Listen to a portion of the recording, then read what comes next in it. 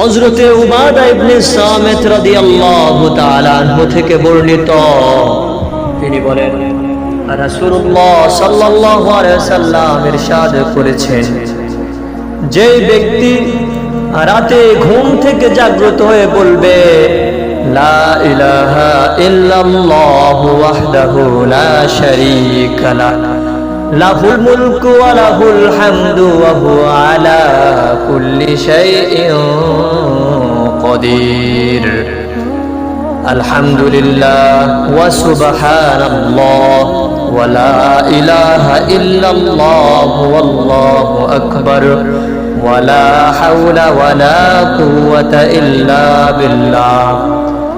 এরপর বলবে আল্লাহুম্মা গফিরলি, হে আল্লাহ আপনি আমাকে মাফ করে দিন, অথবা অন্য কোনো দোয়া পড়বে, তার দোয়া সাথে সাথেই কবুল করা হবে।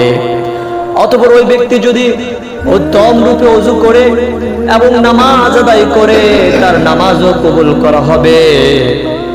হাদিসটি বর্ণিত আছে সহিহ বুখারীর 1154 নম্বর হাদিস।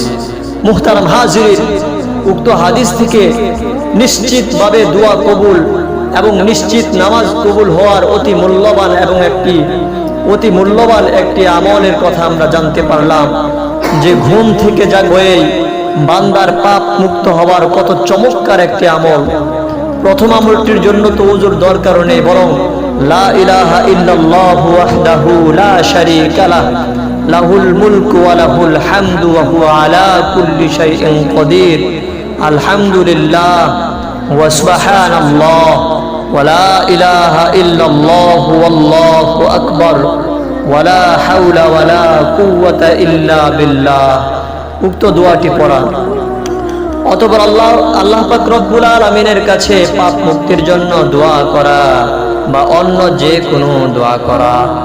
দ্বিতীয় কাজটি হলো ওযু করা এবং সুবহে সাদিকের পূর্বে 2 রাকাত তাহাজ্জুদ নামাজ আদায় করা। উক্ত আমলের পর যে দোয়াই করবেন না কেন, আল্লাহ পাক রব্বুল আলামিন উক্ত দোয়াকে কবুল করে নেবেন। এই জন্য আল্লাহ তাআলার এই অশেষ নিয়ামতের শুকরিয়া আদায় করা, কৃতজ্ঞতা জ্ঞাপন করা, যে আল্লাহ পাক রব্বুল আলামিন আমাদেরকে এত অগণিত অসংখ্য নিয়ামতের মধ্যে ডুবিয়ে রেখেছেন। এজন্য আমাদেরকে আল্লাহ পাক রব্বুল আলামিনের শুকরিয়া আদায় করতে হবে। তো যে কথাগুলো বললাম, আল্লাহ পাক রব্বুল আলামিন আমাকে এবং আপনাদের সকলকে আমল করার মতো তৌফিক দান করুন। আমিন ইয়া রাব্বাল আলামিন।